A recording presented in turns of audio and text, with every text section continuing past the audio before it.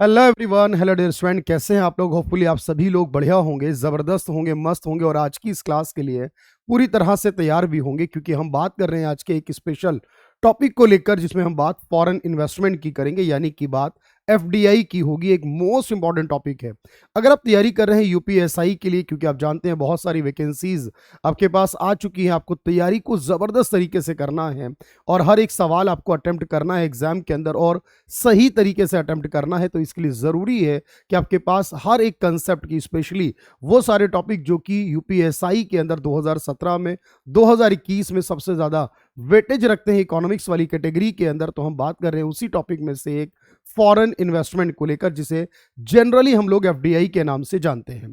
अब ये एफडीआई क्या होती है, कैसे वर्क करती है, इसके क्या एडवांटेज होंगे, डिसएडवांटेज होंगे, और एफडीआई के बहुत सारे टाइप्स हैं और इतने डिटेल्ड क्वेश्चंस पूछे गए। आप जानते हैं कि जैसे कि एक पीसीएस एग्जाम रहता है किसी स्टेट का, उसके अंदर स्टेटमेंट वाले क्वेश्चंस होते हैं, या क्वेश्चंस की लेंथ और उसके अंदर डिटेल्ड नॉलेज की जो डिमांड होती है एग्जामिनर की, वो अगर आप फुलफिल नहीं करते तो ऑब्वियस है आप इस तरीके के सवालों के आंसर नहीं कर पाओगे।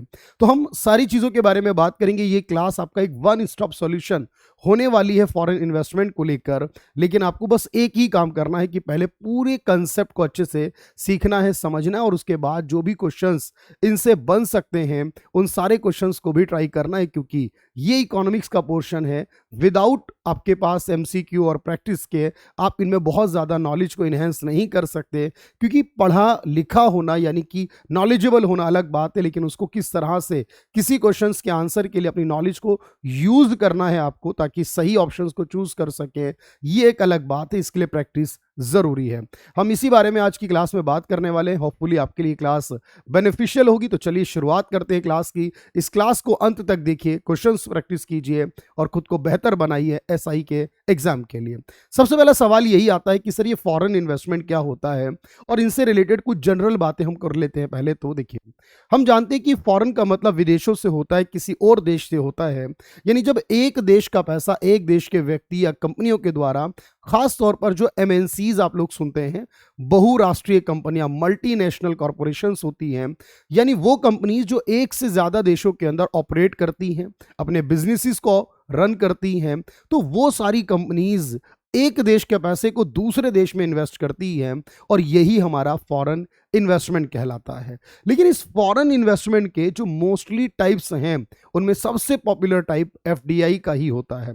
अब हम ये जानने का प्रयास करते हैं कि एफडीआई क्या चीज है इसके अंदर, और दूसरा वाला जो पार्ट है वो क्या कहलाएगा। देखिए, सबसे पहले हमने यही सीखना है, आपको समझ के चलना होगा विदेशी निवेश का मतलब क्या होता है।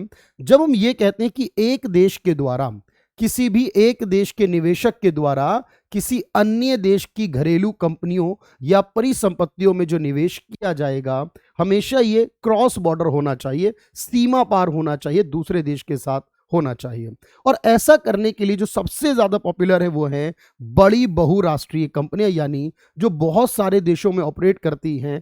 ऐसी कंपनियां या तो दूसरे देशों के अंदर अपनी ब्रांचेस ओपन करती हैं, या फिर वहां पर सीधा सीधा वहां की कंपनीज को एक्वायर कर लेती हैं, मतलब कि उन कंपनीज को खरीद कर दूसरे देशों की और अपना इन्वेस्टमेंट बढ़ा लेती है।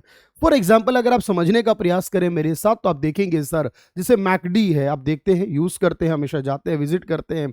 अब मैकडी की ब्रांचेस आपको दुनिया भर के लगभग सभी देशों में मिलेंगी, और ये अपनी फ्रेंचाइजीज को जो सेल करते हैं, यानी कि डायरेक्टली अपना ही नाम इस्तेमाल करते हैं, और ये ब्रांचेस ओपन करते हैं अलग अलग देशों के अंदर, जो इनके आउटलेट्स है वो ओपन करते हैं, और वहां पर ये निवेश करते हैं अपने पैसे को उस देश के अंदर भी अपने मार्केट को बनाने के लिए।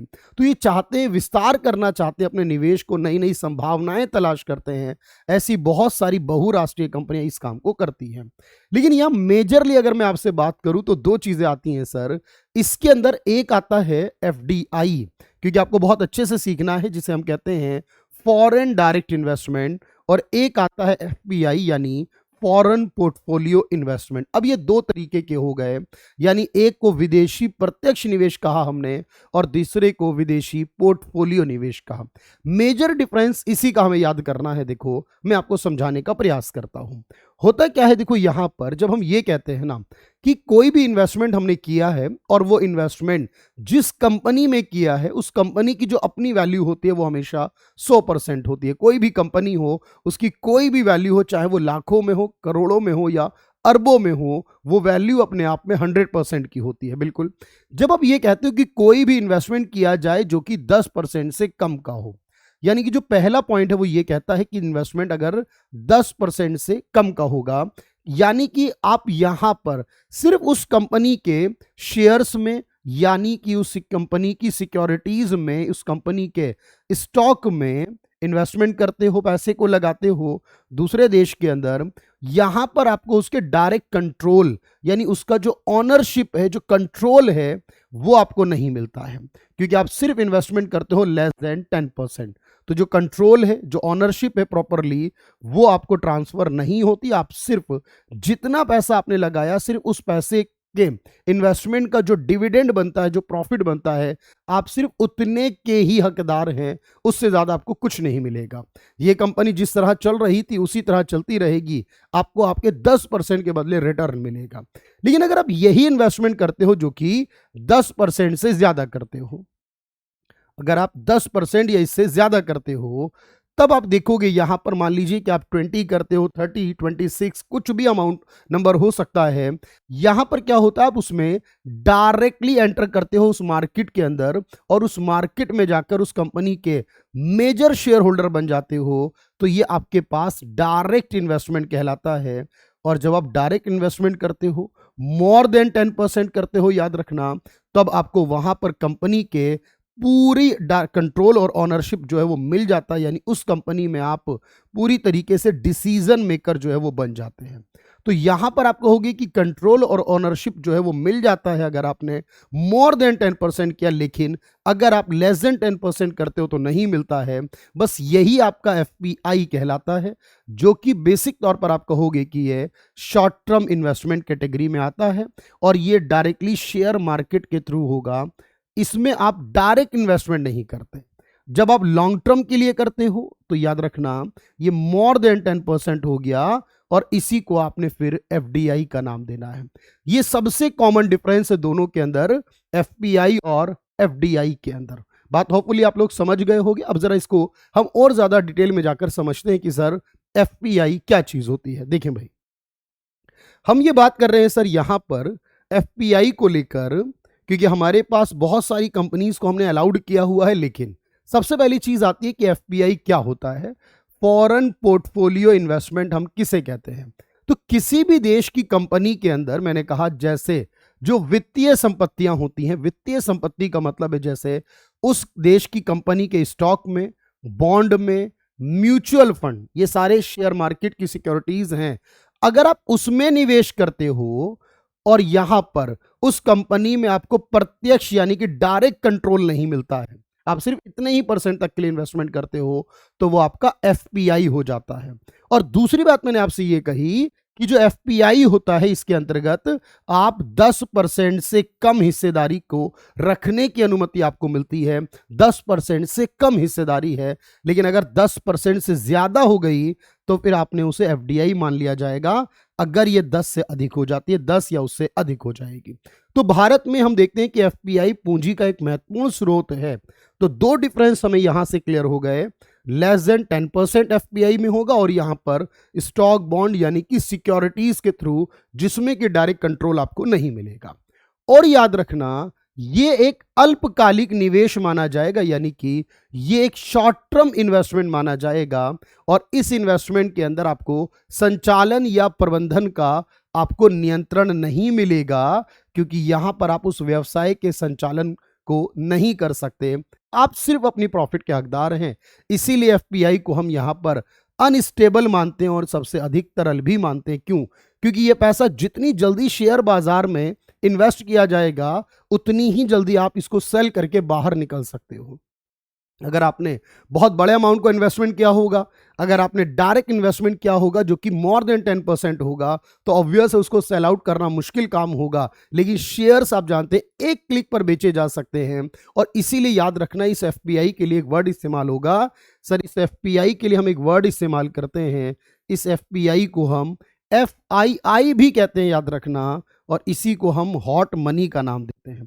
ये सवाल हमसे एग्जाम में पूछा गया है ऑलरेडी कि हॉट मनी यानी कि बेसिक तौर पर इसे हॉट ही कहा गया हिंदी में भी, या गरम मुद्रा भी कहा गया है।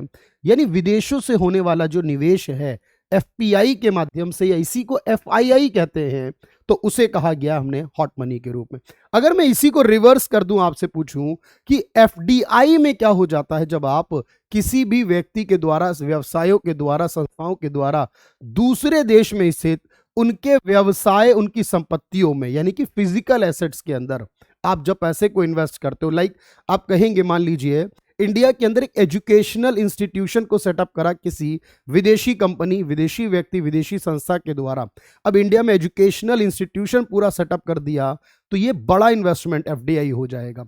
इंडिया में कोई हॉस्पिटल बना दिया, हेल्थ केयर सेंटर बना दिया, तो ये FDI हो जाएगा। इंडिया के अंदर मान लीजिए कोई एयरलाइंस जो है वो स्टार्ट कर दी किसी विदेशी कंपनी ने, तो ये FDI हो जाएगा। तो इस तरीके के जो फिजिकल एसेट है, परिसंपत्ति, व्यवसाय शुरू कर दिए, वो बड़े लेवल पर FDI हो जाएगा, याद रखो। और FDI के अंदर आपको कंप्लीट कंट्रोल मिलता है, यानी कि जैसे उस इंस्टीट्यूशन को चलाने का राइट्स मिलेगा, उस हेल्थ केयर सेंटर को चलाने का, उस एयरलाइंस को चलाने का पूरा राइट्स मिलेगा उसे। और वो कंपनी चाहे तो क्या कर सकती है कि दूसरी कंपनियों को भी खरीद सकती है, उनको भी एक्वायर कर सकती है, वो यहाँ की कंपनियों को अपने साथ मिला सकती है। ऐसा बहुत सारी छोटी छोटी कंपनियों के साथ होता है कि वो मार्केट में आने के लिए विदेशी इंडिया की जो छोटी कंपनीज है उनको एक्वायर कर लें और फिर उसके बाद इंडिया में अपना बिजनेस शुरू करें। बस याद ये रखना, एक एक शब्द आपके लिए इंपॉर्टेंट है कि जब भी FDI होगा तो ये एक दीर्घकालिक निवेश होगा, ये लॉन्ग टर्म के लिए माना जाएगा। और याद रखना, इसका जो प्रबंधन है उस पर आपको नियंत्रण मिलेगा, व्यवसाय का संचालन जो होगा उस पर आपको पूरी तरीके से नियंत्रण रहेगा, कंट्रोल रहेगा। मैं सवालों को दिखाऊंगा आपको एक एक करके, और स्टेटमेंट को आप बहुत ध्यान से पढ़ेंगे उस समय कि आपने कहा बिल्कुल यहां से हम ये पॉइंट नोट कर सकते हैं। और ये भी जरूरी है, देखो हमारे पास, कि ये स्थिर माना जाता है सर, ये स्टेबल माना जाता है क्योंकि बहुत बड़े अमाउंट में है, और ये डायरेक्ट क्योंकि इन्वेस्टमेंट हो रहा है, शेयर मार्केट के थ्रू नहीं हो रहा, लेकिन ये स्टेबल है, इसलिए इसको आसानी से आप निकाल नहीं सकते, यानी इसको इजीली कैश में कन्वर्ट नहीं कर सकते। इसे हम लीस्ट लिक्विड मानते हैं, न्यूनतम तरल, जबकि FPI को मोस्ट लिक्विड मानते हैं, उसी को हॉट मनी मानते हैं। जैसे आपने कहा सर, मान लीजिए कि जब FPI आई थी तो सिर्फ पैसा आया था, वो जो पैसा आया था शेयर मार्केट के थ्रू बस, और उसी का उनको डिविडेंड मिल रहा था। जब कोई भी FDI होती है बड़े स्तर पर, तो साथ में कैपिटल भी आती है और साथ में टेक्नोलॉजी भी। मान लीजिए कि हम टेस्ला की बात करते हैं जो ऑटोमेटिक कार्स बनाती है, एलॉन मस्क की कंपनी, अगर वो इंडिया आ जाती है, वो सिर्फ पैसा लेकर नहीं आएगी इंडिया के अंदर, बल्कि अपने साथ वो टेक्नोलॉजी लेकर आएगी जिससे वो अमेरिका में काम करती है, दुनिया भर के कई देशों में टेस्ला है, वहां काम करती है। उनके जो एक्सपीरियंसेस हैं, उनका जो अपना मैनेजमेंट सिस्टम है, वो सब कुछ लेकर आएंगे इंडिया के अंदर, क्योंकि वो अपने आप को डायरेक्टली लेकर आ रहे हैं। और जब डायरेक्ट आएंगे तो सारी चीजें लेकर आएंगे। यानी FDI में आप पूंजी भी लेकर आते हैं, आप प्रौद्योगिकी लेकर भी आते हैं, और विशेषज्ञता भी लेकर आते हैं, यानी हर एक चीज को लेकर आते हैं देश में, जो उस देश के लोगों को लिए वेलफेयर का काम करती है। क्यों?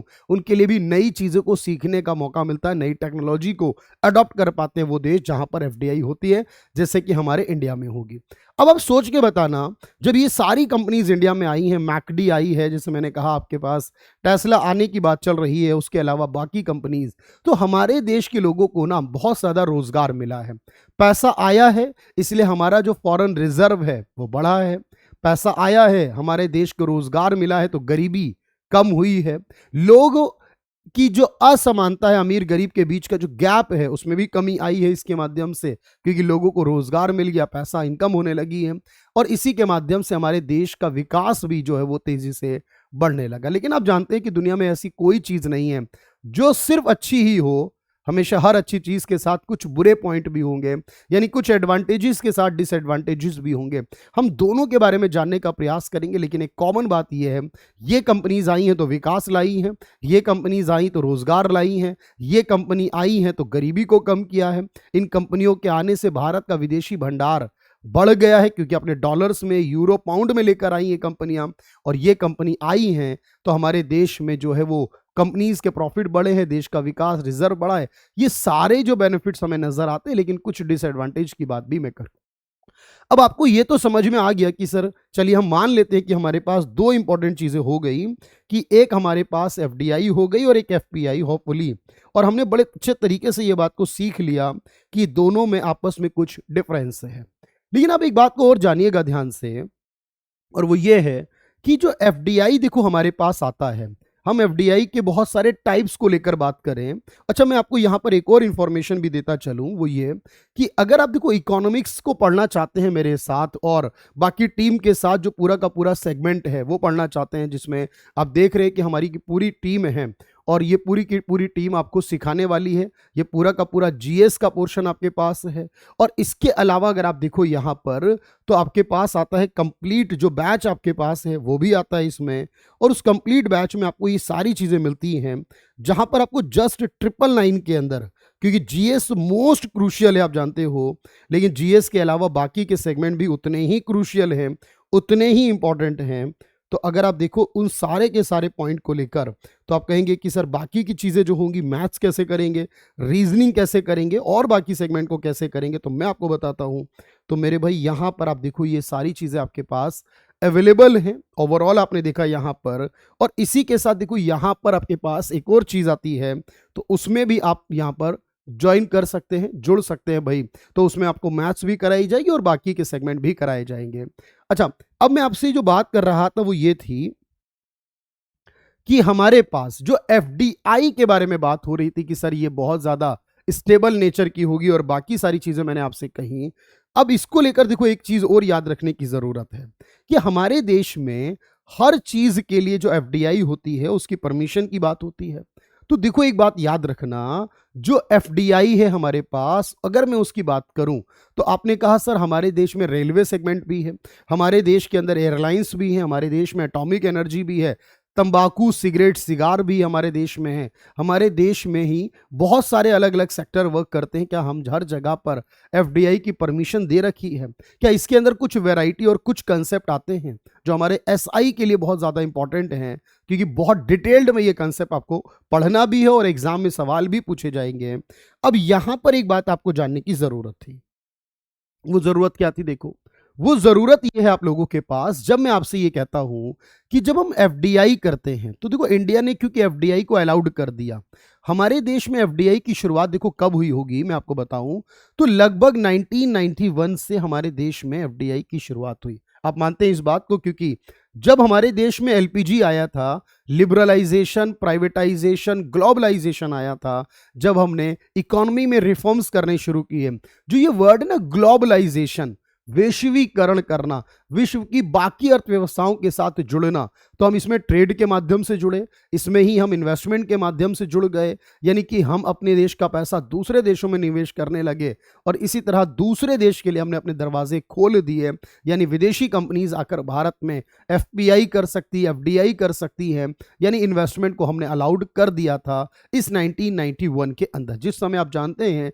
कि प्राइम मिनिस्टर जो थे वो नरसिम्हा राव थे, और उस समय जो फाइनेंस मिनिस्टर थे वो डॉक्टर मनमोहन सिंह थे।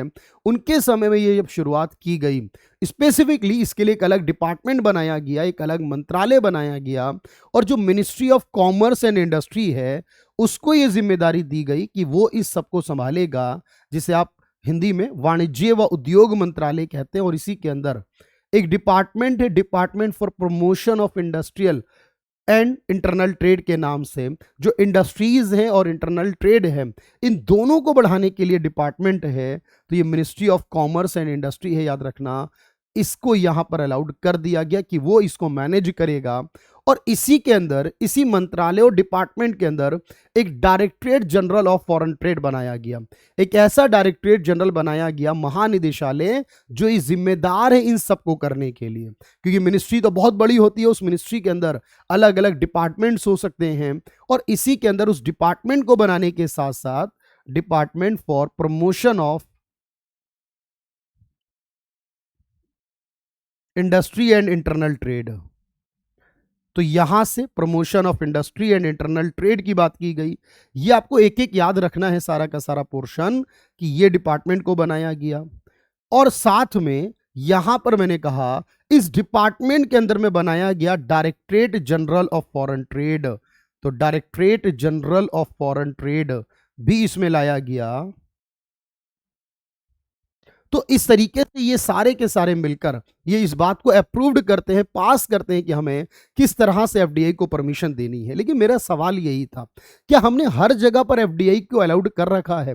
तो आप कहेंगे सर नहीं, ऐसा नहीं हो सकता, क्योंकि हमारे एग्जाम में ये बार बार सवाल पूछे भी गए थे कि इनमें से किन किन सेक्टर्स में एफडीआई करना अलाउड है और किस में नहीं है। तो सवाल यही है हमारे पास कि जो डायरेक्टरेट जनरल लाए गए और बाकी के सेगमेंट लाए गए, तो हमने देखो यहां दो रूट बना दिए। बहुत ध्यान से समझना भाई, आपको टेक्निकल बात, हमने दो रूट बना दिए। एक रूट का नाम रखा ऑटोमेटिक। जो ऑटोमेटिक रूट है इसका मतलब है हिंदी में स्वचालित, यानी कि जितने तक सरकार ने सबको परमिशन दे रखी है, जिसके लिए सरकार की अनुमति की आवश्यकता नहीं है, वो ऑटोमेटिक है। सरकार की परमिशन की, सरकार की अनुमति की आवश्यकता नहीं है, तो उसे आप क्या कहेंगे सर? उसे कहेंगे ऑटोमेटिक है ये, याद रखना। यानी कि सबके लिए अलाउड है अगर एफडीआई की परमिशन है तो। और एक का नाम दिया है गवर्नमेंट अप्रूवल रूट या गवर्नमेंट रूट। ये जो गवर्नमेंट रूट है, गवर्नमेंट अप्रूवल यानी सरकारी मार्ग है। इस सरकारी मार्ग का मतलब यह है कि जिसमें सरकार की अनुमति की आवश्यकता है, यानी कि जब तक सरकार की अनुमति यानी सरकार के उस विभाग की, उस डिपार्टमेंट की अनुमति नहीं होगी, तब तक आप ये नहीं कर सकते। सरकार की अनुमति की आवश्यकता होगी, यानी पूर्व में पहले आपको ये अनुमति लेनी होगी। बात समझ पा रहे हो आप? तो ये एक ऑटोमेटिक है जिसके लिए कोई गवर्नमेंट अप्रूवल नहीं चाहिए, लेकिन जिसके लिए पहले अप्रूवल लेना पड़ेगा तो उसे हमने गवर्नमेंट रूट का नाम दिया। मैं उम्मीद करता हूं बात आपको समझ में आ गई है यहां पर। तो देखो, अगर मुझसे कहा जाए कि विदेशी निवेश के दो मुख्य मार्ग हैं, आप कहेंगे जी बिल्कुल ठीक है, एक का नाम स्वचालित मार्ग और एक का नाम सरकारी मार्ग है। और मैंने आपको यही बात समझाई है कि स्वचालित मार्ग जो है इसमें बिना किसी पूर्व सरकारी अनुमोदन के, यानी सरकारी अनुमोदन के बिना निवेश करने की अनुमति है। आप निवेश करने के बाद जो आरबीआई है हमारा, रिजर्व बैंक ऑफ इंडिया, उसको सूचना दे सकते हो कि आपने इतना इन्वेस्टमेंट कर दिया है। ये बहुत इजी है, बहुत आसान है, बहुत फास्ट तरीका है। तो ये इजी और फास्ट है, आसान और त्वरित संचालन है, तो इसमें किसी प्रकार की रुकावट नहीं होती है। आप परमिशन नहीं लेते हैं पहले, बस आरबीआई को बाद में इन्फॉर्म करते हैं। लेकिन जो सरकारी मार्ग है, इसका मतलब ये है कि आपको संबंधित मंत्रालय से, जिस भी मंत्रालय से रिलेटेड आपका बिजनेस है उससे, और साथ में उद्योग एवं आंतरिक व्यापार संवर्धन विभाग, यानी कि जो promotion of industry and internal trade वाला जो डिपार्टमेंट है, उससे आपको पहले अनुमति लेने की आवश्यकता है। याद रखो, एक एक वर्ड इंपॉर्टेंट होना चाहिए, क्योंकि बहुत सारे ऐसे क्षेत्र हैं जो बहुत संवेदनशील हैं, जिन पर बहुत सोच समझ कर ही आप आरबीआई जो है या सरकार जो है वो एफडीआई की अनुमति देती है। अब यहां पर एक सवाल आता है, क्या भारत के सभी क्षेत्रों में ये एफडीआई अलाउड होगी? तो मेरे भाई याद रखना, सभी क्षेत्र में तो नहीं हो सकती। जैसे मैं एटॉमिक एनर्जी के बारे में एक बात कहता हूं, एटॉमिक एनर्जी एक ऐसा सेक्टर है जिसमें कोई प्राइवेट भी इन्वेस्टमेंट नहीं कर सकता। तो आप कहेंगे विदेशी तो बहुत दूर है, जब देश का ही कोई प्राइवेट सेक्टर उसमें इन्वेस्ट नहीं कर सकता तो मतलब फॉरेन भी नहीं कर सकता। अब यहां पर होता ही है कि जब सवाल आपसे पूछेगा, जैसे मान लीजिए एग्जाम्पल के तौर पर मैं आपको समझाऊं, हमारे देश में एक डिफेंस सेक्टर है, आप जानते हैं कि रक्षा क्षेत्र है, और जनरली हमें लगता है कि शायद रक्षा क्षेत्र के अंदर सरकार एफडीआई की परमिशन क्यों देगी, क्योंकि रक्षा क्षेत्र में जो भी हम चीज़ें बनाते हैं, हथियार बनाते हैं, गोला बारूद बनाते हैं, जो भी हम चीज़ें मिसाइल वगैरह डेवलप करते हैं, डीआरडीओ चीज़ें डेवलप करता है, इसमें एफडीआई नहीं होगी। तो मैं आपको बता दूं, इसके अंदर 100% की एफडीआई जो है वो अलाउड है, 100% की एफडीआई अलाउड है। और ये सवाल पूछा भी गया एग्जाम में। तो आप कहेंगे सर यहाँ कोई भी कर सकता है या इसमें कुछ टर्म्स एंड कंडीशन है? अब मैं आपको समझाता हूं। जब मैं ये कहता हूं आपसे कि ये 100% है, तो आपका सवाल होगा कि इसके अंदर जो 74% है, वो जो 74% की लिमिट है वो ऑटोमेटिक है भाई। वो जो 74% की लिमिट है वो कितनी है, वो ऑटोमेटिक का मतलब है स्वचालित। इसका अर्थ ये बना कि सर 74% तक अगर ऑटोमेटिक है तो 74 के बाद यानी 74 टू 100 के बीच में जो अलाउड होगा उसके लिए गवर्नमेंट अप्रूवल की जरूरत होगी। यानी इस कंडीशन में इस पॉइंट के बाद जो लिमिट बच गई है वो क्या हो जाएगी, वो गवर्नमेंट अप्रूवल के माध्यम से होगी। या कई जगह ऐसा होता है कि जहां पर कंप्लीटली यानी कि पूरी की पूरी जो लिमिट होती है वो 100 की 100% हो या 74 हो या जितनी भी हो उतनी ऑटोमेटिक के द्वारा होती है, बाद में कोई गवर्नमेंट अप्रूवल लेने की जरूरत नहीं पड़ती, उस लिमिट जितनी भी है वो ऑटोमेटिक हो जाती है। तो या तो ऑटोमेटिक होगी या गवर्नमेंट अप्रूवल हो सकती है या फिर दोनों को मिलाकर भी देखो यहां पर काम हो सकता है। अब यही सवाल हमसे पूछता है कि हमने दो अगर सेक्टर के माध्यम से करना है तो मैं कुछ मोस्ट कॉमन जो सेक्टर आपके हैं वो बताता हूं, उन्हें एक बार याद रखने की जरूरत पड़ेगी। जैसे अगर मैं आपसे कहता हूं कि लॉटरी, गैम्बलिंग और बैटिंग, क्योंकि इस तरह का सवाल पूछा गया आपसे, तो इन सारी चीजों में हमारे देश में फिलहाल सरकार ने कोई एफडीआई अलाउड नहीं की है। यानी कि कोई भी विदेशी कंपनी इस तरह के बिजनेसेस इंडिया में आके स्टार्ट नहीं कर सकती है। लॉटरी, गैम्बलिंग यानी जुआ और बैटिंग भी एक तरीके का जुआ ही है जो आजकल एक नए फॉर्म में अब देखते हैं चलता है। जैसे कि बहुत सारे ड्रीम 11 वगैरह बैटिंग ऐप में ही आते हैं, ये चलता है। इसी तरह से आपका जो सिगरेट है, टोबैको से रिलेटेड प्रोडक्ट है जिसमें सिगार भी आपका आता है, यानी टोबैको को निषेध किया गया है, रोक लगाई गई कि इसमें आपकी कोई एफडीआई नहीं होगी, यानी सिगरेट, टोबैको और सिगार में। अगर हम चिट फंड्स स्कीम के बारे में बात करें, ऐसी स्कीम्स होती हैं जो कुछ टाइम के बाद आपके पैसे को, आपके इन्वेस्टमेंट को कुछ इंक्रीज करने की बात करती हैं। कई बार आप देखते हो कि ये जैसे बहुत सारे चिट फंड्स होते हैं जो पैसे को डबल करना, ट्रिपल करना, यानी इस तरीके की स्टेटमेंट देते हैं। और ये चिट फंड जो स्कीम है छोटे छोटे अमाउंट को जमा कर तो ऐसे बिजनेसेस में भी भारत सरकार के हिसाब से कोई एफडीआई जो है वो अलाउड नहीं है, याद रखो। अगर मैं एटॉमिक एनर्जी के बारे में बात करूं तो इसमें भी कोई एफडीआई नहीं आती है, क्योंकि एटॉमिक एनर्जी जो है वो 100% गवर्नमेंट ऑफ इंडिया का है, 100 का 100% गवर्नमेंट का है। तो ऑब्वियस है जो सरकारी है वो प्राइवेट नहीं हो सकता, वो विदेशी भी नहीं हो सकता। रियल एस्टेट का मैं यहां पर याद रखना, जो घर बनाने से रिलेटेड वगैरह है, फार्म हाउस, उसमें भी सरकार ने फिलहाल कोई एफडीआई अलाउड नहीं की है। लेकिन अगर मैं बात करूं हमारे एयर ट्रांसपोर्ट को लेकर, आप समझते हैं बात को, सीख पाते हैं। एयर ट्रांसपोर्ट यानी कि हमारा सिविल एविएशन, हमारे हवाई जहाज वाला जो मार्ग होता है, एयर ट्रांसपोर्ट होता है, हवाई मार्ग है बेसिकली। अब यहां पर आपको ये कंडीशन मिलने पड़ी को कि 74%, लेकिन इसका मतलब है 49% ऑटोमेटिक। अब मुझे आप समझाओ और बताओ कि भाई होपफुली आप ये क्लियर कर पाए या नहीं कि सर इसका मतलब 49% तक ये ऑटोमेटिक है, उसके बाद जो रिमेनिंग बच गया 74 तक, यानी 49 टू 74 वाला जो बच गया वो आपके पास गवर्नमेंट अप्रूवल हो गया। उसके लिए अप्रूवल की रिक्वायरमेंट होगी, लेकिन 49 तक अप्रूवल नहीं चाहिए होगा। जैसे कि यहां पर बैंकिंग है, उसमें जस्ट जो सरकारी बैंक है, कोई भी सरकारी बैंक देश का, वहां 20% से ज्यादा नहीं है, और ये 20% आपको अप्रूवल लेकर ही मिलेगा, गवर्नमेंट अप्रूवल से मिलेगा, यहां ऑटोमेटिक कंडीशन नहीं है।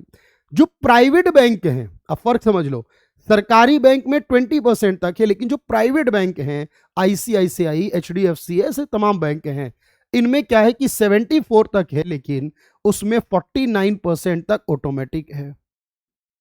बात उसी तरह से क्लियर होनी चाहिए कि 49 तक तो अलाउड है सबके लिए, स्वचालित है, बिना किसी रिस्ट्रिक्शंस के इजीली कर सकते हैं, लेकिन उसके बाद 49 टू 74 फिर वो वाला जो परसेंट है वहां अप्रूवल की रिक्वायरमेंट होगी।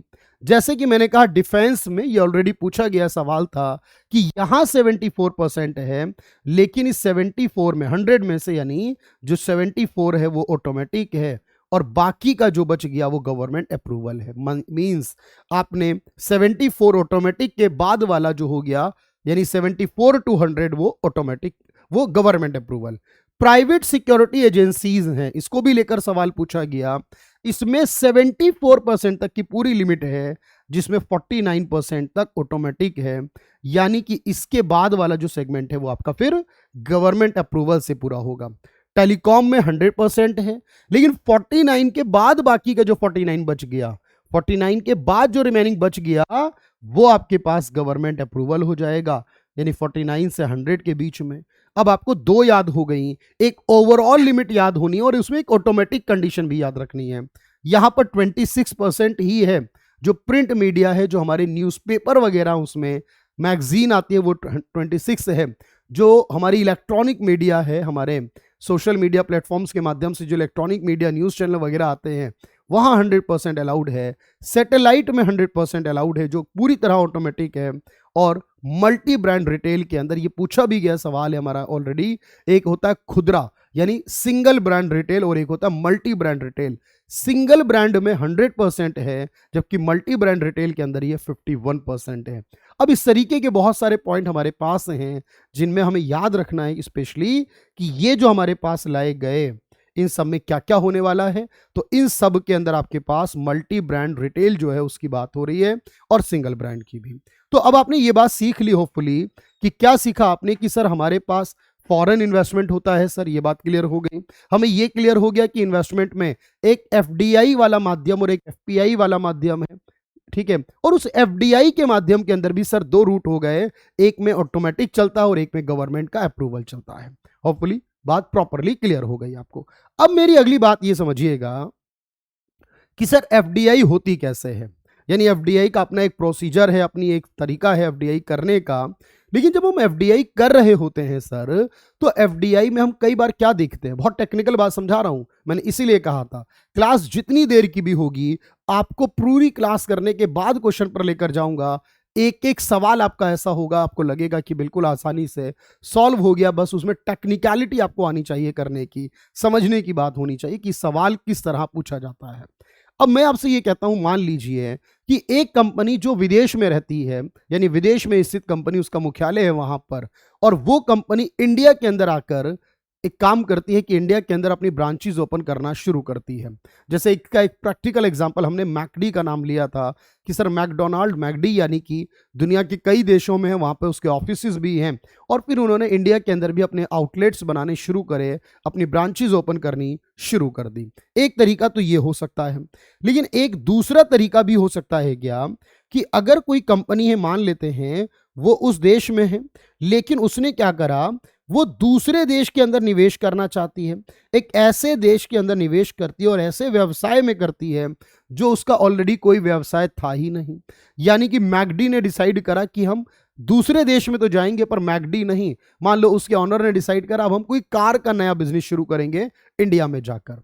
एक तो ये होता है कि सेम टू सेम इंडिया में भी अपना बिजनेस शुरू कर देते हैं, वो इंडिया में आए तो सही लेकिन कोई और बिजनेस के अंदर उन्होंने पैसा लगाना शुरू कर दिया, ऐसा भी हो सकता है।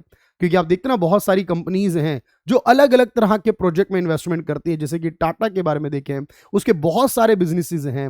अब वो बाहर जाकर जरूरी नहीं कि उसी तरह के सेगमेंट में काम करे, वो किसी और में भी काम कर सकती है। अब इसी के अंदर कुछ वर्टिकल भी होते हैं, इसी के अंदर हॉरिजॉन्टल भी कहलाते हैं, इसी में कॉन्ग्लोमरेट्स भी कहलाती है और साथ में प्लेटफॉर्म भी। अब ये बहुत टेक्निकल शब्द हैं अपने आप में, लेकिन हमें हर एक टेक्निकल शब्द के बारे में पता होना चाहिए कि जब एग्जाम में सवाल पूछेगा तो इसका हमें आंसर किस प्रकार से देना होगा। जो भी हमारे पास आंसर हो सकते हैं, जो भी पॉसिबिलिटीज हमारे पास हो सकती हैं, हम हर एक पॉसिबिलिटी के साथ जाएंगे आगे। बस आपको ये प्रयास करना है कि जब आप इस टॉपिक को पढ़ लोगे तो फिर आपको कोई भी समस्या नहीं आएगी। मैं आपको समझाने का प्रयास करता हूं।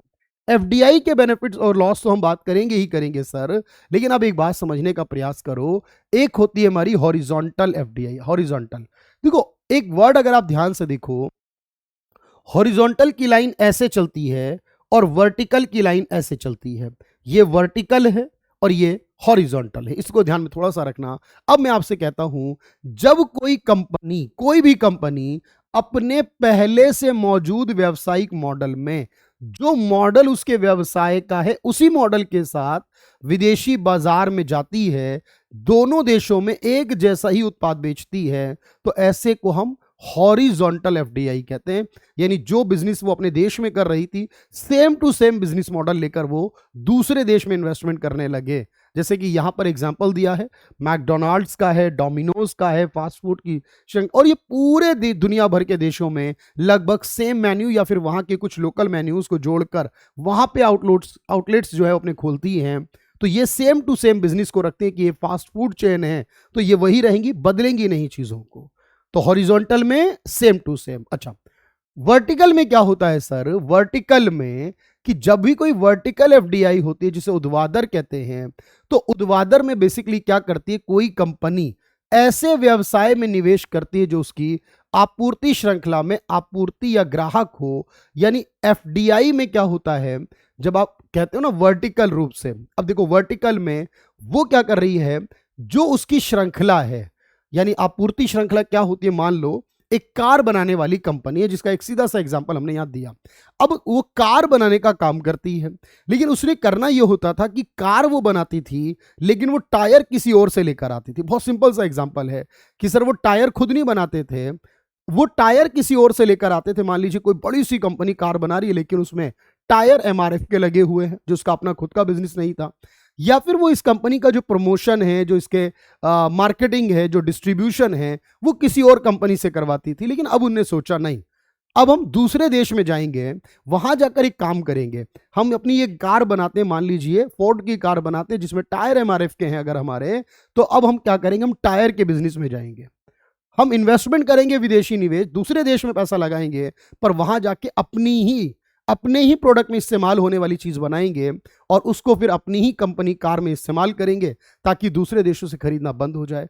या फिर हमारा जो काम है, हम जो रिटेल में जा रहे हैं, डिस्ट्रीब्यूशन में जा रहे थे, जो काम हम किसी और से करवा रहे थे, अब किसी और से नहीं करवाएंगे, वो काम भी हमारी ही कंपनी बनेगी और हम उस कंपनी को सेटअप करेंगे दूसरे देश में, वो इस काम को करेगी। अब आपने सोचा कि बिजनेस में क्या है, बिल्कुल सेम टू सेम तो नहीं लेकर आए, लेकिन जुड़ा हुआ अपने बिजनेस से ही है। अपने बिजनेस से नीचे या ऊपर की ओर हम चले गए। ये क्या हुआ, जब ऊपर गए या नीचे गए, मैंने कहा तो ये वर्टिकल फॉर्म हो गया सर। अब जब वर्टिकल फॉर्म हो गया तो इसमें दो चीजें बन गई कि अपने ही रिलेटेड चीजों में आपने करा। अब जैसे आपने कहा सर, एक होता है अप स्ट्रीम, जिसे आप बैकवर्ड भी कहते हो, अप स्ट्रीम, कि आपने ये करा कि वो चीजें जो आपको चाहिए थी, जैसे मैंने एक एग्जांपल दिया है, अप स्ट्रीम का मतलब है आपने क्या करा, ऊपर की तरफ गए। जैसे एग्जांपल के तौर पर कार बनाने वाली कंपनी ने डिसाइड किया कि अब वो टायर भी बनाएगी और टायर के अलावा जो भी इस्तेमाल होते हैं, जो भी उसमें चीजें लगती हैं, वो कोई भी चीज हो सकती है जो वो पहले नहीं बनाती थी, लेकिन अब उसके बिजनेस में भी जाएगी।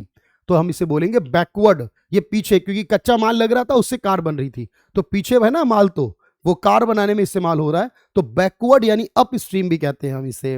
और डाउन स्ट्रीम का मतलब फॉरवर्ड। अब आगे का जो काम फॉरवर्ड, कार बन जाती थी, उसके बाद उसकी डिटेलिंग होती थी, अब वो वाला काम भी हम करेंगे। तो यहां पर उसने डिसाइड करा कि जब हम फॉरवर्ड करेंगे यानी डाउन स्ट्रीम करेंगे, तो वहां पर वो निवेश करेंगे, जैसे कि उसके डीलरशिप वगैरह में निवेश, उसके आउटलेट्स वगैरह बना सकते हैं कि चलो अब बेचने का काम भी हम करेंगे, डिस्ट्रीब्यूशन और रिटेल का काम भी करेंगे। होपफुली अब आपको ये बात समझ में आ गई कि सर सेम टू सेम हो तो हॉरिजॉन्टल, फिर इसके बाद एक आता है वर्टिकल जिसमें एक अप स्ट्रीम होता है और एक डाउन स्ट्रीम होता है। 2 पॉइंट हो गए। अब तीसरा क्या आता है सर, देखो, जब हम अपने सेम टू सेम या उसी से रिलेटेड बिजनेस में नहीं जाते, बल्कि हम क्या करते हैं, एक ऐसे बिजनेस में जाते हैं जो हमारा था ही नहीं। ऐसा भी तो हो सकता है भाई, बहुत बड़ी बड़ी कंपनीज है, बहुत सारे प्रोजेक्ट चलते हैं उनके, अलग अलग उनके पास ऑप्शंस होते हैं, वो ऐसे बिजनेस में जाने की कोशिश कर रहे हैं। कॉन्ग्लोमरेट एफडीआई क्या होती है सर, ये समूह प्रत्यक्ष विदेशी निवेश क्या होता है, हम ऐसे कंपनी, जब कोई कंपनी किसी विदेशी में जो पूरी तरह असंबंधित व्यवसाय है, जो पूरी तरह से असंबंधित है, कोई लेना देना नहीं है, जैसे अपने कहा कोई निवेश कंपनी जो है वो जिस व्यवसाय में मौजूदा है उससे निवेश नहीं कर रही, किसी और काम में कर रही है। जैसे यहां पर दिया हमने, टाटा समूह है जो ऑटोमोबाइल इस इंडस्ट्री टेक्नोलॉजी में जाना जाता है, लेकिन उन्होंने बाद में क्या करा, वैसे होटल श्रृंखला भी अब उनकी आ गई, जब उनकी होटल श्रृंखला नहीं थी तो आपने कहा सर ये तो कंपनी ऑटोमोबाइल की है, स्टील की है, टेक्नोलॉजी की है, और बाद में जो काम उनका नहीं था फिर उन्होंने क्या करा, होटल में भी इन्वेस्टमेंट करना शुरू कर दिया। तो जब इन्होंने इन्वेस्टमेंट किया गया होगा होटल में पहली बार टाटा ग्रुप के द्वारा, तब उसको क्या कहा गया होगा, कॉन्ग्लोमरेट एफडीआई कहा गया होगा। अच्छा, एक और समझते हैं, एक हमारे पास होता है जिसे कहते हैं हम प्लेटफॉर्म एफडीआई। अब ये प्लेटफॉर्म क्या होता है, हम क्या करते हैं कि बेसिकली एफडीआई करने के लिए या 2 चीजें आपको समझने की जरूरत है। हमने एफडीआई करी, मान लीजिए एक अमेरिका की कंपनी है, बहुत ध्यान से सीखना है इस बात को, और अमेरिका की कंपनी है जो कि कपड़ों का बाजार करती है, कपड़ों का व्यापार, कपड़ों का व्यवसाय करते हैं, और दुनिया भर में जो कपड़े बनते हैं सबसे ज्यादा वो बांग्लादेश में बनते हैं। अब उन्होंने क्या करा, बांग्लादेश में क्योंकि लेबर चीप है, कपड़ा आसानी से बना जाता है, और लगभग सारे बड़े बड़े ब्रांड दुनिया भर के बांग्लादेश में ही तैयार होते हैं। अब उन्होंने क्या करा, बांग्लादेश में एफडीआई करी, वहां पर कपड़े बनाए, अमेरिका में नहीं लेकर गए बल्कि एक तीसरे देश में लेकर गए कि उन्हें अमेरिका की कंपनी को ऑस्ट्रेलिया में कपड़े बना बेचने हैं, लेकिन उन्होंने ये कपड़े बनाने के लिए बांग्लादेश को चुना। वहां की लेबर सस्ती है, वहां के रूल्स आसान है, और उन्होंने क्या करा, फिर उस बांग्लादेश में बनाकर उसे ऑस्ट्रेलिया को एक्सपोर्ट करवा दिया।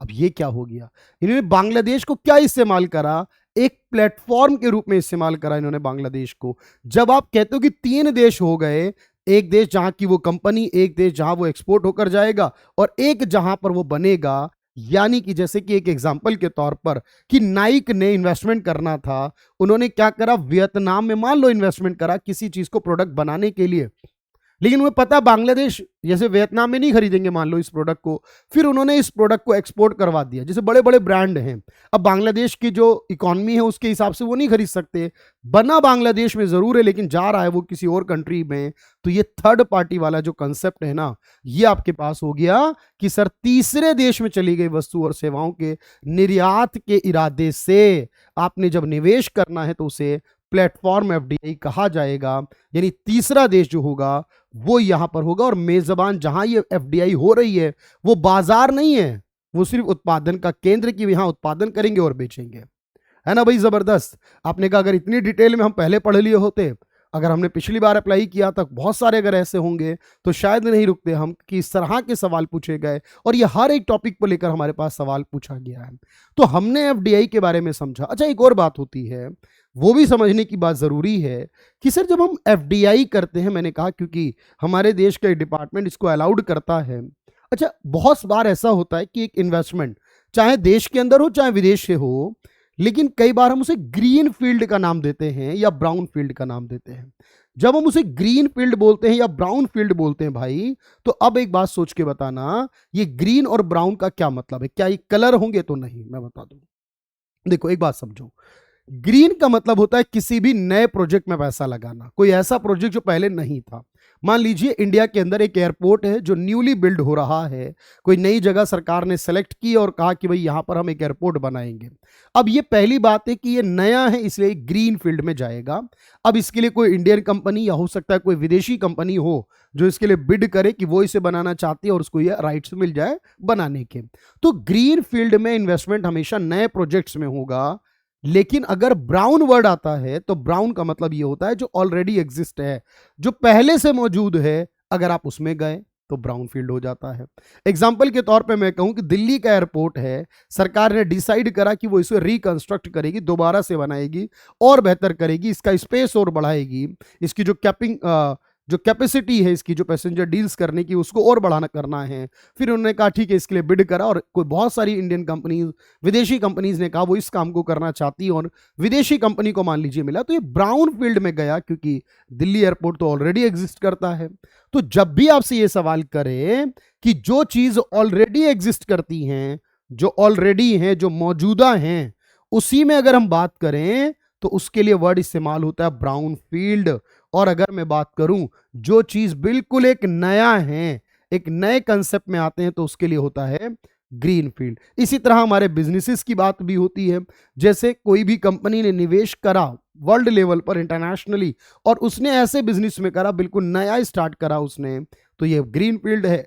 या ऑलरेडी कोई कंपनी थी, उसमें जाकर अगर उसने पैसा लगा दिया और उसके बहुत सारे राइट्स खरीद लिए, मोर देन 10% मैंने कहा, तो वो ब्राउन फील्ड है। तो इन्वेस्टमेंट ग्रीन फील्ड और ब्राउन फील्ड भी हो सकते हैं, याद रखना। एफडीआई और एफपीआई भी हो सकते हैं।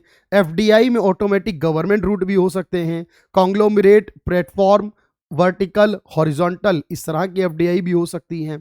तो ये सारे पॉइंट आपको याद हो गए होंगे, और बेनिफिट्स भी मैंने आपको साथ में बता दी। कि देखो एक बात याद रखो कि अगर एफडीआई है, तो मैंने क्या कहा था सर, मैंने ये कहा था आपसे कि अगर एफडीआई होगी तो भाई यहां पर फायदा ये होगा कि इससे हमारे यहां रोजगार बढ़ेगा, इससे फायदा ये होगा कि हमारे देश में जो इकोनॉमिक एक्टिविटी है वो बढ़ेंगी, इससे फायदा ये होगा हमारे देश में रिसोर्स जनरेट होंगे, हमारे देश की जीडीपी बढ़ेगी सर, क्योंकि देश में पैसा आएगा, रोजगार जब आएगा तो देश के लोग उत्पादन करेंगे, कारोबार करेंगे, जीडीपी बढ़ेगी, देश में एक्सपोर्ट भी बढ़ेगा।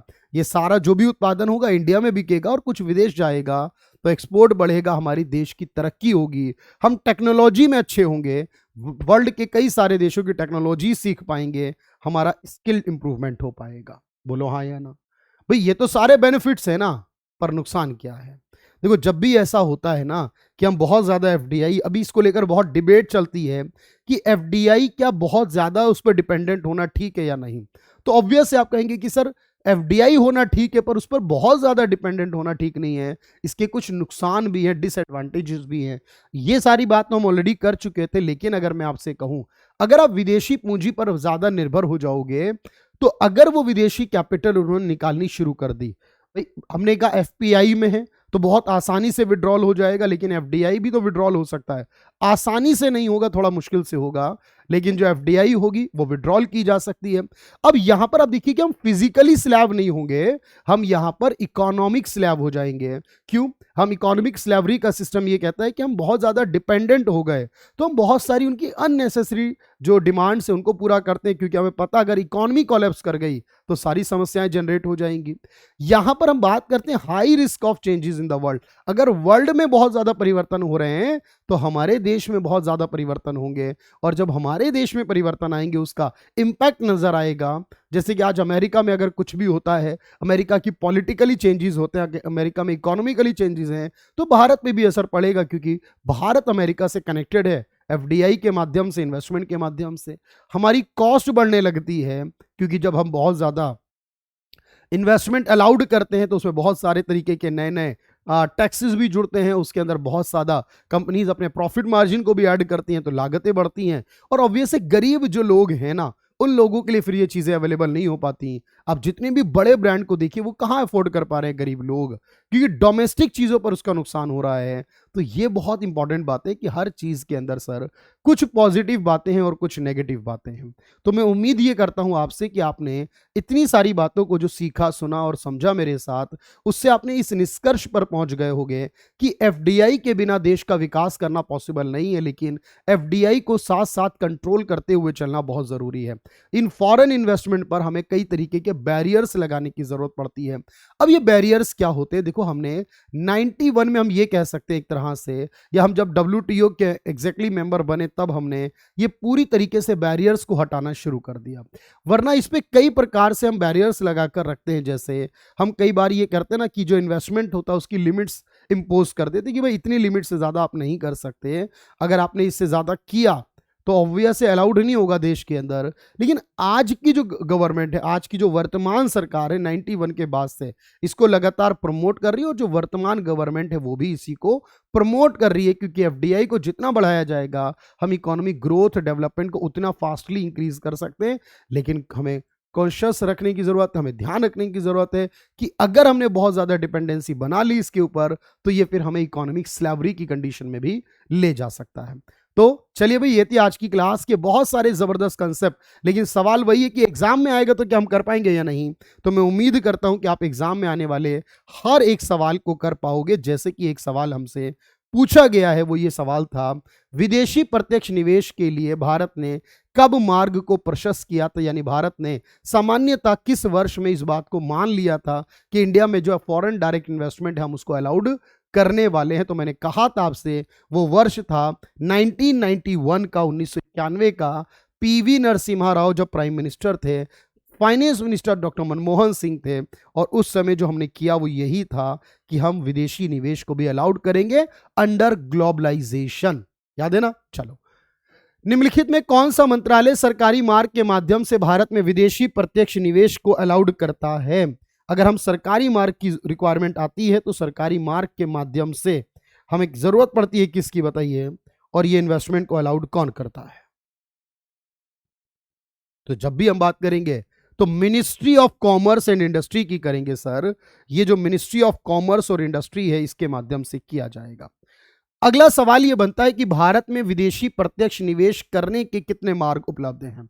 तो ऑब्वियस से आप लोगों ने पढ़ लिया कि सर दो ही तो मार्ग हैं आपके, या तो वो ऑटोमेटिक रूट होगा या फिर वो आपका गवर्नमेंट अप्रूवल रूट होगा। ये सारे सवाल यूपीएसआई में ही ऑलरेडी पूछे गए हैं और आपको एक एक सवाल को याद रखना है कि यहां पर कितने मार्ग के माध्यम से ऐसा होने वाला है। अगला सवाल ये पूछा गया कि भारत में जो एफडीआई की जाती है, जब हम 2019 की बात कर रहे हैं तो 2021 वाले पेपर में 2019 अक्टूबर से लेकर सितंबर 2020 लगभग एक साल में हम देखें तो सबसे ज्यादा विदेशी निवेश का प्रवाह भारत के किस राज्य में हुआ था, ये सवाल पूछा गया। वैसे इसका जवाब अब अलग हो चुका है, उस समय का जवाब जो है वो गुजरात था। उस समय तक भारत में एफडीआई के मामले में नंबर 1 पर गुजरात हुआ करता था, लेकिन आज के पर्टिकुलर प्रेजेंट टाइम में 2025 की अगर हम बात कर रहे हैं तो सर यहाँ महाराष्ट्र नंबर 1 हो चुका है, कर्नाटका उसके बाद बेंगलोर, क्योंकि बहुत बड़ा शहर इन्वेस्टमेंट के लिए है, और इसी तरह मुंबई महाराष्ट्र में है, पुणे में भी बहुत ज़्यादा इन्वेस्टमेंट है, तो महाराष्ट्र नंबर 1 है, उसके बाद कर्नाटक की स्थिति आती है और उसके बाद तमाम राज्य हैं इन्वेस्टमेंट के लिए। तो यहाँ पर महाराष्ट्र अब टॉप पर होगा, पहले गुजरात था। अगर हम बात करें कि फॉरेन एक्सचेंज मैनेजमेंट एक्ट कब आया, क्योंकि जब आप विदेशी निवेश को लेकर आते हैं, विदेशों से निवेश करते हैं और यहाँ बहुत सारे कानून की भी रिक्वायरमेंट होती है कि आप कितना इन्वेस्टमेंट कर सकते हैं, जो अलाउड है हमारे पास अलग अलग, तो हमारे पास एक कानून है फॉरेन एक्सचेंज मैनेजमेंट एक्ट, जो हमने आज की क्लास में तो नहीं सीखा, लेकिन इसके लिए हम क्योंकि एक्ट की क्लासेस अलग से देखते हैं पर ये रिलेट इसी से करता है, तो आपको याद रखना होगा कि 99 में एक एक्ट आया था फॉरेन एक्सचेंज मैनेजमेंट एक्ट, और ये फॉरेन एक्सचेंज रेगुलेशन एक्ट जो है 1973 का, उसकी जगह पर लाया गया। जो पहले रेगुलेशन वाला एक्ट था उसमें बहुत ज्यादा प्रतिबंध लगे हुए थे, लेकिन जो अब नया वाला एक्ट हमारे पास आया उसमें बहुत ज्यादा परमिशन दे दी गई, अलाउड कर दिया गया, और जो अलाउड कर दिया वो इसीलिए किया हमने ताकि चीजों को हम बेहतर बना सकें। ऐसे बहुत सारी जगह हमने स्पेशली डेवलप करी जहां पर हम चाहते हैं कि स्पेशली हमारे देश के अंदर इन्वेस्टमेंट को बढ़े, और ऐसी जो पर्टिकुलर लोकेशंस होती हैं जहां पर हम एफडीआई करने के लिए चुनते हैं, जैसे हमने गुजरात में कांडला को चुना है, उत्तर प्रदेश के अंदर नोएडा को, इसी तरह से हमने मुरादाबाद को चुना है जो पीतल नगरी कहलाती है, गुरुग्राम को चुना है, फरीदाबाद को चुना है, उसके अलावा सोनीपत को चुना है, इसी तरह बेंगलोर चेन्नई को चुना है, अलग अलग देशों के राज्यों के अंदर। ऐसे क्षेत्र को हम क्या कहते हैं जो स्पेशली एफडीआई को बढ़ावा देने के लिए, उसको सुविधाजनक बनाने के लिए यहाँ जिम्मेदार रिस्पॉन्सिबल इंडस्ट्रियल पॉलिसी को फैसिलिटेट करता है। अब यहाँ पर सवाल अगर ये पूछा होता उस पर्टिकुलर लोकेशन का नाम क्या है, तो वो जो जगह है जैसे मैंने कहा नोएडा, गुरुग्राम है हरियाणा के अंदर, ये सारे स्पेशल इकोनॉमिक जोन है। पर सवाल ये कह रहा है जिम्मेदार कौन है इसके लिए, तो मैंने आपको बताया कि वो जिम्मेदार कौन है, वो सेबी तो जिम्मेदार नहीं है, वो federation of Indian chamber of commerce तो नहीं है सर, वो जिम्मेदार संस्था का नाम है department for promotion of industrial policy and internal trade. आपको याद आ रहा होगा ये ministry of commerce and industry के अंदर जो हमारा डिपार्टमेंट है वो इसके लिए जिम्मेदार है, वो संस्था जिम्मेदार है, वो डिपार्टमेंट जिम्मेदार है इस काम को करने के लिए, या ये मिनिस्ट्री होगी। यहां पर सवाल है कि अगर कोई भी एक भारतीय कंपनी द्वारा किसी अन्य भारतीय कंपनी में निवेश किया जाए तो अब इसे क्या कहा जाएगा। एक भारतीय कंपनी के द्वारा किसी दूसरी भारतीय कंपनी में ही निवेश किया जाए तब इसे क्या कहा जाएगा। तो आप कहोगे सर ये अप स्ट्रीम तो वर्टिकल में होता है एफडीआई में, डाउन स्ट्रीम भी वर्टिकल में होता है एफडीआई होता है, वो डायरेक्ट इन्वेस्टमेंट भी एफडीआई होता है। तो अब सोचिए सर 3 ऐसे ऑप्शन हैं जो कि विदेशों से रिलेट करते हैं, लेकिन एक ऑप्शन जो इनडायरेक्ट इन्वेस्टमेंट है वो कहता है कि भाई अपने ही देश में कर लेते हैं, नहीं है दूसरे देश में करना। एक भारतीय कंपनी अगर दूसरी भारतीय कंपनी में निवेश करे तो वो इनडायरेक्ट में आता है। इसी प्रकार से सोचो एक सीमा पार निवेश, जहां एक वैश्विक कंपनी, कोई वर्ल्ड की एक कंपनी दूसरे देश में स्थापित जो कंपनी उसको खरीद लेती है, उसको अपना सहायक बना लेती है, तो इंटरनेशनल लेवल पर कोई भी चीज खरीदना या बेचना, जो वर्ड है इसके लिए वो टेक्निकल वर्ड यूज होते हैं, एक्वायर करना। याद रखना जब भी हम किसी भी कंपनी को खरीद लेते हैं, उसको टेक ओवर कर लेते हैं, तो उसे एक्वायर करना कहते हैं, एक्वाजिशन कहते हैं। तो इंटरनेशनल लेवल पर अगर कोई भी एक कंपनी दूसरे देश में जाकर वहां की डोमेस्टिक कंपनी को खरीद कर अपना सब्सिडरी बना लेती है तो उसे इंटरनेशनल एक्वाजिशन यानी अधिग्रहण करना कहते हैं। बात समझना। अंतरराष्ट्रीय स्तर पर एफडीआई से रिलेटेड, क्योंकि हर देश में एफडीआई को लेकर देखो बात होती है कि कौन से देश में एफडीआई को कितना अलाउड किया गया और एफडीआई की कितनी आती है।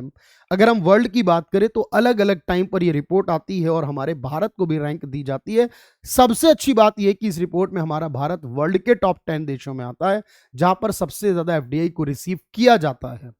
अब ये रिपोर्ट क्योंकि बदलती रहती है साल दर साल, आपको जो लेटेस्ट वर्ष होता है उसके अकॉर्डिंग ही एग्जाम में आंसर करके आना होता है, या फिर जो एग्जाम में वर्ष दिया गया होगा फिर उसके अकॉर्डिंग आपको बताना होगा तब।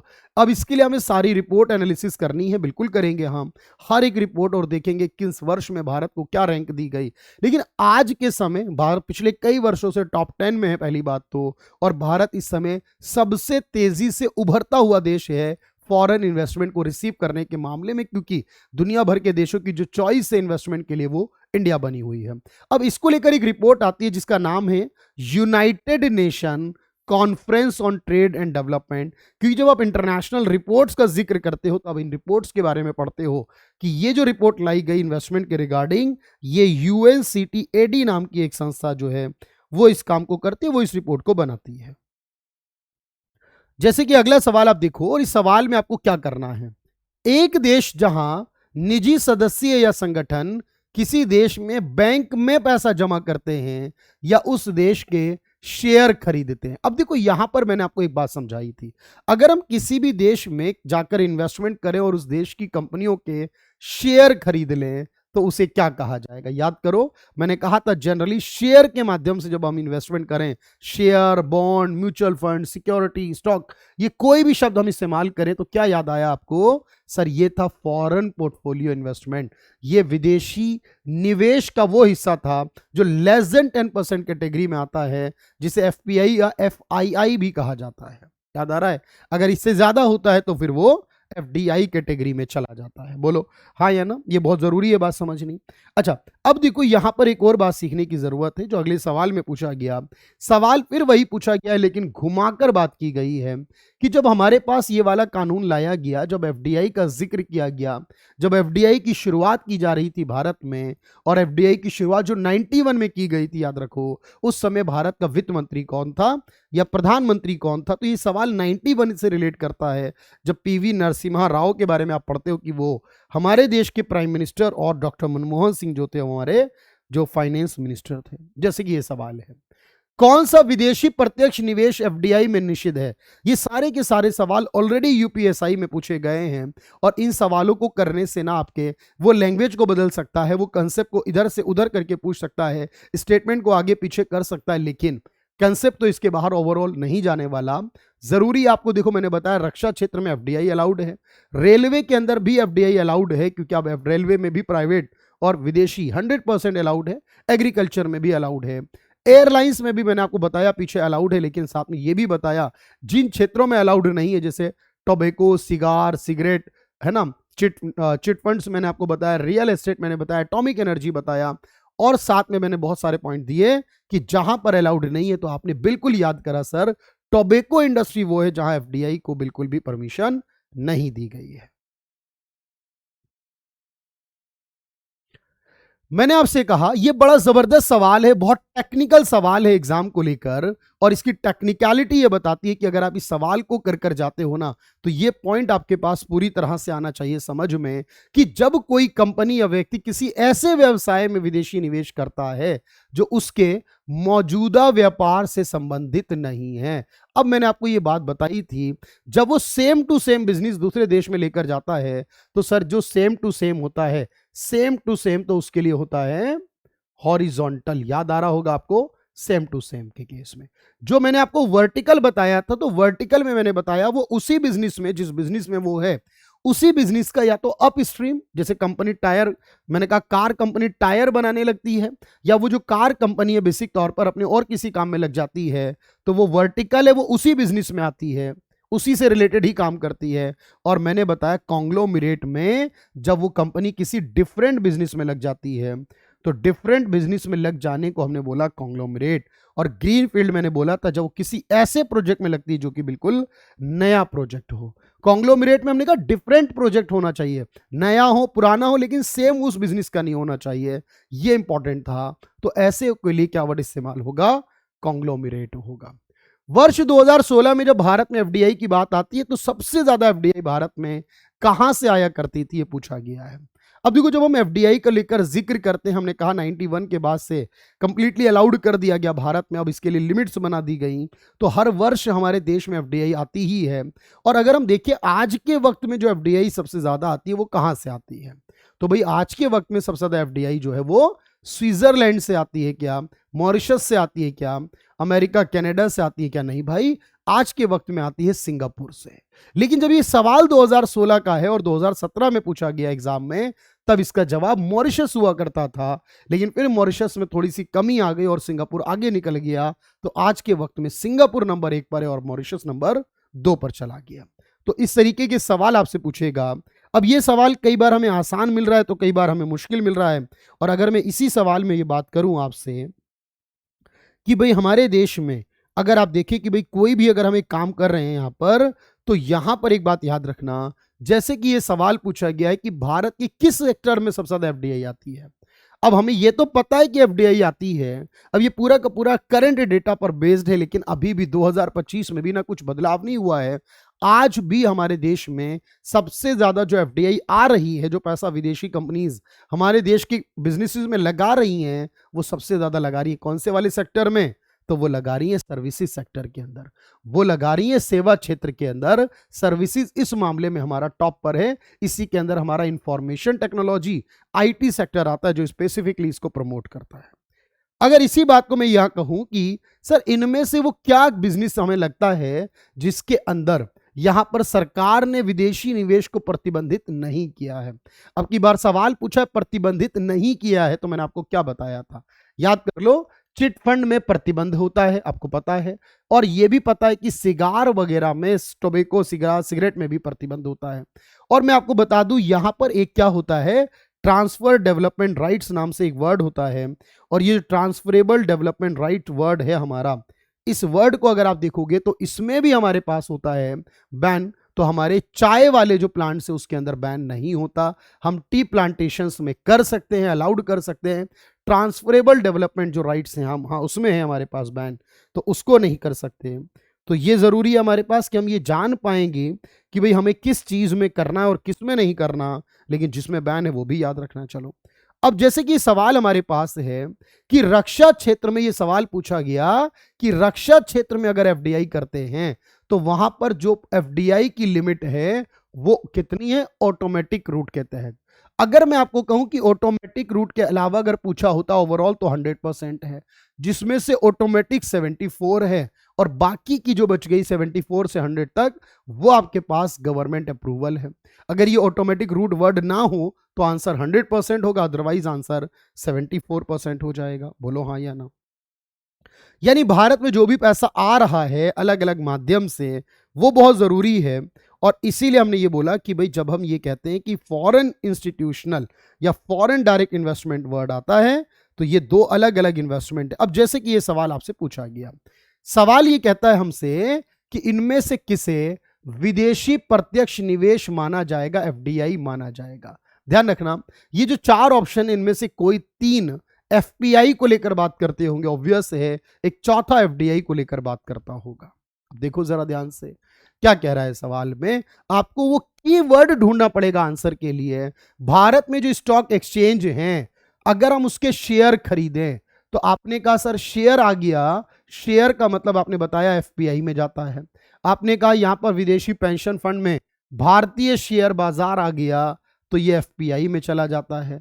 फिर आपने कहा यहां पर भी भारतीय शेयर बाजार आ गया तो ये भी एफपीआई में चला जाएगा। लेकिन जहां पर मैंने कहा शेयर बाजार नहीं आया बल्कि आपने इंडिया में कोई एजुकेशनल इंस्टीट्यूशन सेटअप कर लिया, आपने कोई हेल्थ केयर सेक्टर बना लिया, आपने यहां पर कोई आईटी कंपनी बना ली, तो ये सारा का सारा क्या हो जाएगा, एफडीआई में जाएगा। अब आपने क्योंकि तीन में शेयर वर्ड आया उनको हटा दिया तो चौथा जो बच गया वो ऑटोमेटिकली आपके पास एफडीआई हो जाएगा। अब इसी प्रकार का एक सवाल ये बना कि जब हम बात करते हैं एफडीआई को लेकर तो यहां पर जो वर्ड है हमारा, जो वर्ड हमारे पास एफडीआई के रूप में आता है, सवाल देखिएगा ध्यान से, तो उसमें गवर्नमेंट रूट का मतलब क्या होता है। तो मैंने आपको ये कहा था ऑटोमेटिक रूट का मतलब होता है जिसमें गवर्नमेंट अप्रूवल की जरूरत नहीं, आप करने के बाद सरकार आरबीआई को सिर्फ इन्फॉर्म कर सकते हो। लेकिन जहां आपको सरकार की पूर्व अनुमति चाहिए, जहां आपको प्रायर रिक्वायरमेंट है अप्रूवल की, इन्वेस्टमेंट की, वो आपका सरकारी मार्ग बनेगा। बोलो हाँ या ना। गवर्नमेंट रूट का मतलब ही यही है, सरकारी का। अच्छा, अब यहां 3 स्टेटमेंट हमारे पास हैं, क्योंकि आप जानते हो यूपीएसआई, मैंने कहा ना, एक छोटा पीसीएस है अपने आप में। ये पीसीएस लेवल से सवालों को बना रहा है, पूछ रहा है, जो कि हमारे लिए एक अच्छा विषय हो सकता है, क्योंकि सर वो लोग जो कि एक्चुअल में एफर्ट्स करते हैं, वो लोग जो मेहनत करते हैं, उनके लिए जरूरी हो जाती है ये बात कि वो यहां पर फोकस करें कि जितना अच्छा कंसेप्ट आएगा ना, उतना जरूरी होगा जो पढ़कर गए हैं और जो अच्छे लेवल पर पढ़कर गए हैं उनको बेनिफिट मिलेगा। हर कोई ना तो तुक्का लगाकर क्वेश्चन कर पाएगा और ना ही लूसेंट वगैरह पढ़कर जाने से वो क्वेश्चन कर पाएगा। क्वालिटी क्वेश्चंस की रिक्वायरमेंट है। तो जब क्वालिटी क्वेश्चंस की रिक्वायरमेंट है आपके पास, तो आपने कहा जब हम किसी दूसरे देश की प्रतिभूति यानी स्टॉक यानी सिक्योरिटी में पैसा लगाएं तो उसे एफपीआई कहते हैं। अब सवाल यही है मेरा पहला कि एफपीआई जो होता है उसमें हम प्रतिभूति या उसकी वित्तीय संपत्ति में लगाते हैं, तो यह बात हमारी सही है। यानी 1 नंबर का होना जरूरी है, उसके बिना आंसर नहीं बन सकता। एफपीआई को कंपनी में प्रत्यक्ष स्वामित्व मिल जाता है। तो आपने कहा सर ये जो डायरेक्ट ओनरशिप आपने बताई, कंट्रोल आपने बताया, वो एफपीआई में नहीं मिलता, वो एफडीआई में मिलता है। एफपीआई तो 10% से कम वाला होता है, तो वो नहीं होगा। तो 2 नंबर नहीं होना चाहिए, तो 2 नंबर जहां होगा वो गलत है, 2 नंबर जहां भी होगा वो गलत है। तो अब मेरा बच गया 1 और 3, ऑटोमेटिक ये आंसर हो गया सर मेरा। ये आंसर हो गया क्यों? क्योंकि एफपीआई को मैंने बताया मोर लिक्विड है, क्योंकि एफपीआई में पैसा लगाया जाता और उतनी आसानी से निकाला। लिक्विड का मतलब इजीली कैश में कन्वर्ट होना। एफडीआई बड़ा इन्वेस्टमेंट है, लॉन्ग टर्म है, स्टेबल नेचर है, तो ये कम लिक्विड माना गया है एफडीआई को। एफपीआई को मोर लिक्विड माना गया, ये बात सही है। और वैसे भी हमारी स्टेटमेंट हमें बता रही है कि सर ये पॉइंट बिल्कुल करेक्ट हो जाएगा। एक सवाल ये कहता है हमारे पास कि अगर हम एफडीआई को बढ़ाते हैं तो इससे हमें इकोनॉमी में क्या बढ़ाने में हेल्प मिलेगी। अगर हम एफडीआई को बढ़ाते हैं तो इससे इकोनॉमी में क्या बढ़ाने में हेल्प मिल सकती है। तो आप कहोगे अगर इससे बढ़ेगा तो सबसे इंपॉर्टेंट बात है, इससे हमारे देश में एक्टिविटी बढ़ेगी, जीडीपी बढ़ेगी, देश की ग्रोथ डेवलपमेंट के साथ रोजगार बढ़ेगा, क्योंकि वो कंपनी आएंगी, अपनी ब्रांचेस आउटलेट्स बनाएंगी, अपने नए ऑफिस शुरू करेंगी, तो ऑब्वियस है यहां पर होगा कि रोजगार बढ़ेगा। एक आखिरी सवाल और लेते हैं आज की क्लास का। अब यहां सवाल पूछा एफडीआई और एफपीआई के बीच महत्वपूर्ण अंतर क्या होने वाला है। तो देखो याद रखना, जब तक कंसेप्ट क्लियर नहीं है तो आंसर नहीं बना सकते हैं। जैसे कि पूछ रहा है FII is more stable, FII को या एफपीआई कहते हैं जिसे, उसे ज्यादा स्टेबल मानते हो क्या आप? शॉर्ट टर्म वाला है, शेयर बाजार में आए क्या स्टेबल होगा? नहीं सर, एफआईआई ज्यादा स्टेबल नहीं, एफडीआई ज्यादा स्टेबल होगा। FDI inflow only into secondary market. FDI secondary बोलते हैं किसे? जो शेयर मार्केट को। अब ये याद रखना, सेकेंडरी मार्केट जो वर्ड है ये शेयर मार्केट को कहा जाता है, स्टॉक एक्सचेंज के माध्यम से होता है। तो आपने कहा सर नहीं, ये भी गलत है। एफडीआई सामान्य रूप से पूंजी उपलब्ध करने में और एफडीआई विशिष्ट क्षेत्रों को लक्षित करता है। ये बात हमारी बिल्कुल सही है। देखो ये बात बिल्कुल सही है, क्योंकि एफआईआई हमें पैसा लाकर देता है, हर एक क्षेत्र में 10% तक वो कर सकता है, पैसा लेकर आता है कैपिटल। लेकिन जो एफडीआई होता है वो हर सेक्टर में नहीं है, वो जिन सेक्टर में होगा उस सेक्टर में कैपिटल भी लाएगा, टेक्नोलॉजी भी लेकर आएगा, अपने जो एक्सपर्टीज है वो भी लेकर आएगा, अपने नॉलेज भी लेकर आएगा, मैनेजमेंट स्किल भी लेकर आएगा। वो स्पेसिफिक टारगेट करता है पूरा का पूरा। एफडीआई में हर चीज आती है स्पेसिफिकली, एफआईआई में सिर्फ पैसा आता है। FII bring management. आपने कहा नहीं सर ये गलत हो गया, एफआईआई सिर्फ पैसा लाता है, मैनेजमेंट लेकर आता तो एफडीआई है, मैनेजमेंट टेक्नोलॉजी तो एफडीआई लेकर आता है।